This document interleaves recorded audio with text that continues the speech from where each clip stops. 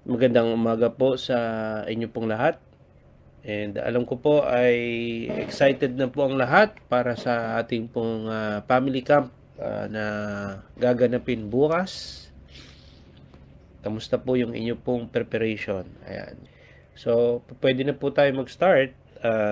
Time check po natin is 6:05. Ayan. So, tayo po ay muli mag-aaral ng salita ng Diyos, and day 120 na po tayo ng ating pong daily devotion, at mag-reflect po tayo sa Psalm 107.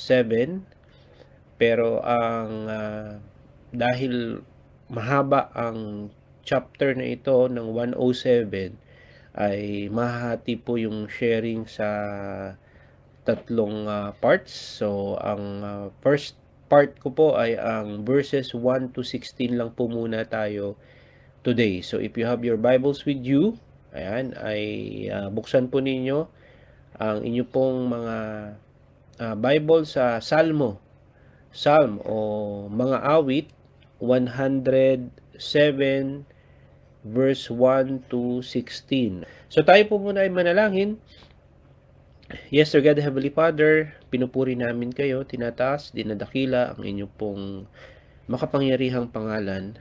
Maraming salamat po sa araw na ito. Salamat sa panibagong buhay. At Lord, muli sa aming pong pag-aaral ng salita po ninyo, kayo po'y mangusap.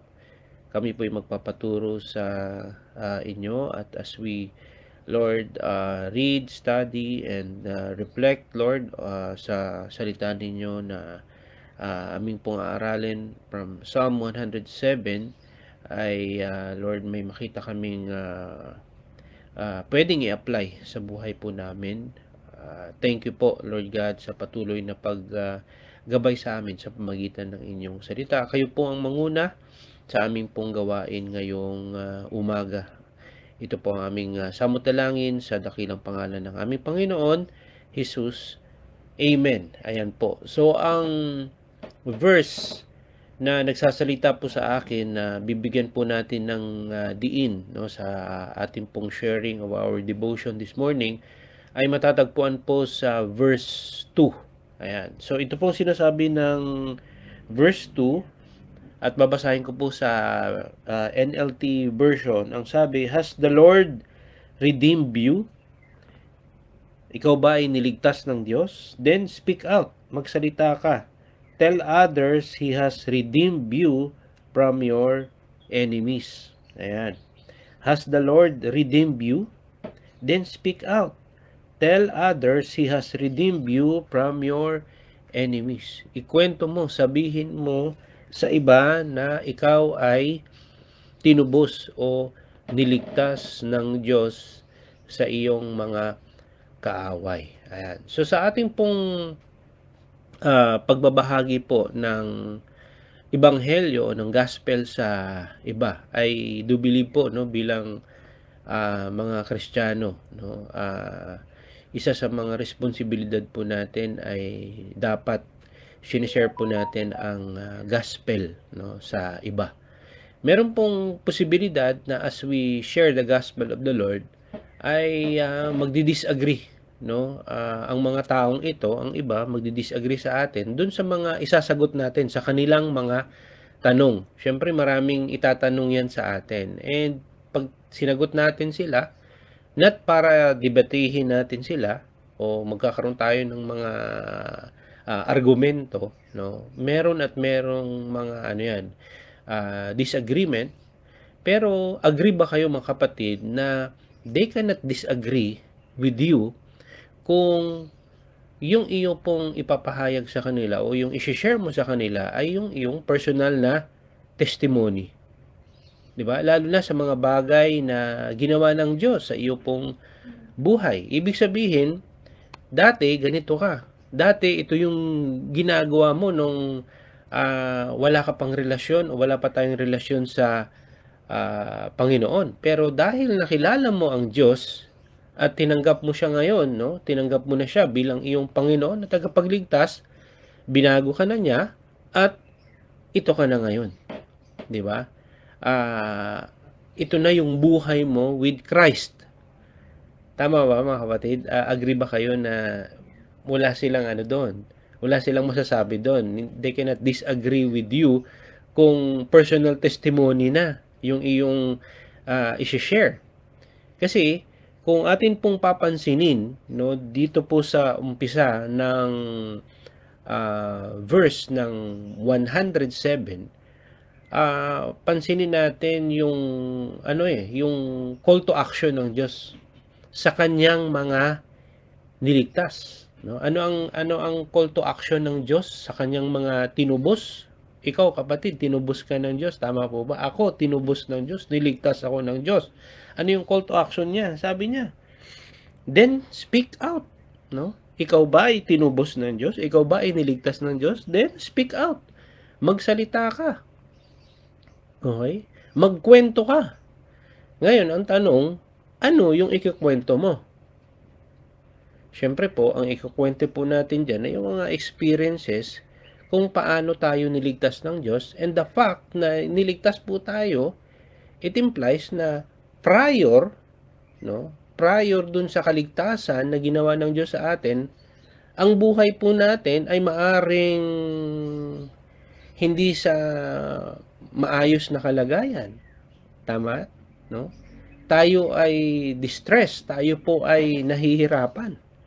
And then, dahil sa sitwasyon na iyon, dati, nung wala pa si Kristo sa buhay po natin, no? Ayoko na, Lord.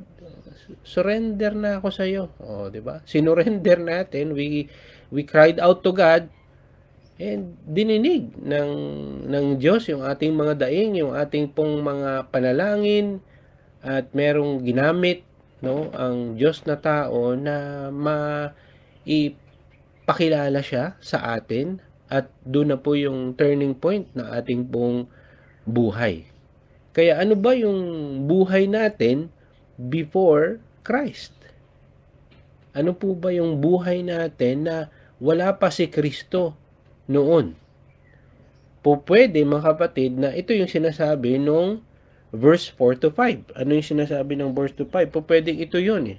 Ito yung ating sitwasyon. Sa verse 4 to 5, some wandered in the wilderness, lost and homeless, hungry and thirsty, they nearly died. Diba? Imaginein po natin yung desperation of being lost. Naranasan nyo na po bang mawala? I mean, hindi lamang physical na pagkawala, kundi spiritual na pagkawala. Di ba parang wala tayong malinaw na pinatutunguhan, we go with the flow, spiritually, gutom tayo, uhaw tayo, which sumasalamin ng ating pong spiritual emptiness. At ito po yung unang testimony na dati nung wala pa si Kristo sa buhay po natin, we are lost and hopeless. Diba? And the second testimony is yung sinasabi ng verse 10 to 12. Anong sinasabi ng verse 10 to 12? So, talon lang po tayo. Kung yung isa ay some wandered in the wilderness, lost and homeless, hungry and thirsty, they nearly died. Itong 10 to 12, ang sinasabi, some sat in darkness and deepest gloom, imprisoned in iron chains of misery. They rebelled against the words of God, scorning the counsel of the Most High. That is why He broke them with hard labor. They fell, and no one was there to help them. Okay? So, nararamdaman nyo po ba, mga kapatid? Kung i-realize natin yung mga nakaraan natin, oo nga, no? Ito nga yung sitwasyon ko before, nung wala pa si Kristo sa buhay ko, na yung mga nangyari na iyon ay link. Bakit? Link saan? Sa pagre-rebelde natin sa Diyos. Sa pagre-rebelde natin na ayoko nga. Di ba? May mga tao na nagpipray sa'yo, marami na nagsishare sa'yo, pero dahil meron tayong rebellious heart, ayaw natin makinig. no? Matagal-tagal pa bago ma-realize natin na, ay oo, kailangan ko ang Diyos sa buhay ko. 'Di ba? Na merong emotional darkness, yung sinasabi nung 10 to 12. Yung nandun yung kabigatan ng puso na parang mag-isa ka lang, 'di ba? Minsan may mga, alam mo na, may mga pangyayari sa buhay po natin, mga kapatid, na pinapayagan ng Diyos na ito yung mangyari sa iyo, binigyan ka ng sakit, 'di ba? Tapos kung ano-ano pang, parang ano ba 'to? Parang wala nang katapusan. Pero ma-realize natin na kailangan pala natin ang Diyos, na hindi natin kaya ang buhay na wala ang Diyos. Kaya ano po yung turning point, mga kapatid? Ano yung gagawin natin sa ganung sitwasyon na parang, hindi parang, kundi yung hopeless situation natin? Anong turning point? Ang sabi dito, ano po yung turning point? Ang sinabi ng salmista, Lord, help. Kung ikaw, kapatid, sa sitwasyon na parang hopeless ka na, gloomy, di ba? Sinabi dito, hindi naman ako gloom, di ba? Deepest gloom, imprisoned in iron chains.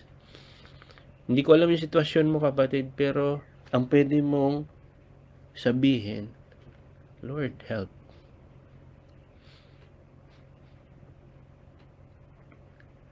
We cry for help.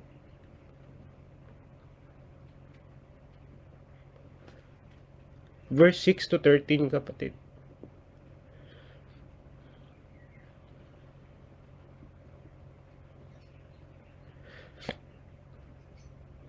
We cry for help. Yun lang yun eh. Sabihin mo kay Lord, Lord, hindi ko na kaya. Diba? Lord, help. And ano yung mapapansin natin na pattern dito? Sa verse 6 and 13, ito sabi, Lord, help. They cried in their trouble, and He rescued them from their distress. He led them straight to safety, to a city where they could live. See? Nakita nyo yung sarili nyo? Ngayon, nung sinuko nyo ang buhay nyo sa Panginoon, sinorender nyo, ano ang nangyari? Diba? Na-realize mo, God is good. Diba? Verse 13, ano ang sinasabi? Ang sinasabi, Lord, help. They cried in their trouble, and He saved them from their distress. He led them from the darkness and deepest gloom. He snapped their chains. Kung nagapos tayo sa na parang hindi tayo na makawala, 'di ba? God, no? Help, na tinulungan tayo ng Diyos. Mga kapatid, kung nakikinig ka ngayon at ikaw yung may kabigatan ng kalooban, in your utter helplessness, you can turn to the only one who can truly rescue us, and that is God. Diba? Acknowledge natin, yun lang naman mga kapatid, yung magpakumbaba tayo. I-acknowledge natin na hindi natin kaya. Na, Lord, hindi ko kaya. Kailangan ko kayo. And surely, mga kapatid, He will rescue us. At dahil niligtas ka ng Diyos, di ba? O noon, di ba? Ano na? What is your life now? With Christ. O, di ba? Dahil tinanggap mo na siya bilang iyong Panginoon at tagapagligtas. O, ito na ngayon yung sinasabi ng verse 8 tsaka verse 15. Ang sabi, let them praise the Lord for His great love and for the wonderful things He has done for them.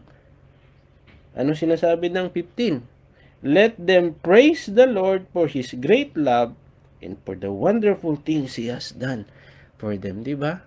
Yun yung bunga nung pagliligtas ng Diyos. We will praise the Lord. Hallelujah.